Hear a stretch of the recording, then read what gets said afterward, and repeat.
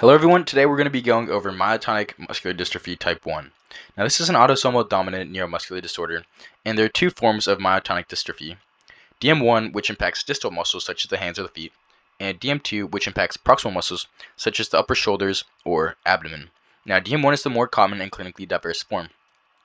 It's important to realize that DM1 has a multi-system impact and affects several muscles such as the heart, the endocrine system, or even the eyes, which can lead to progressive disability or loss of coordination. Now, this is done because it's an autosomal dominant disorder, which means it will affect multiple first-degree relatives, creating a significant family-wide burden. Unfortunately, there's no current cure, and treatment focuses solely on symptom management, which highlights the urgent need for more research, awareness, and improved therapies. So let's get into the data and research.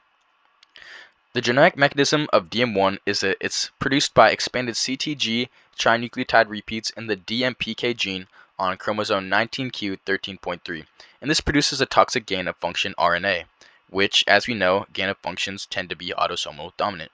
This disorder shows anticipation, which means CTG repeats become larger each generation, and symptoms appear early and progress to become more severe. And the expansion is believed to form a hairpin secondary structure that escapes repair during meiosis.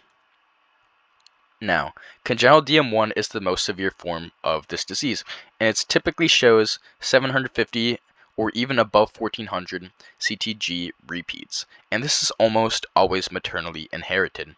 So hypermethylation upstream of CTG repeat regions are linked to congenital cases, and symptoms appear in utero, in the uterus, and at birth, and one of the severe symptoms includes severe respiratory failure.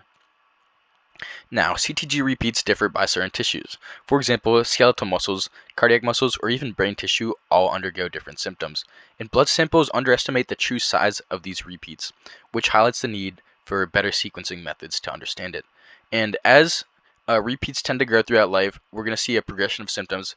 So, in 1909, it was first discovered by Steiner and termed Steiner's disease.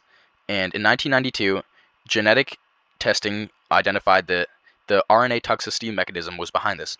And when we look at this socially, it affects 9 in every 100,000 people and can lead to significant financial, family, and healthcare burdens. Now, there's some current research ongoing, and the biggest focus is on targeting RNA therapies to neutralize toxic RNA.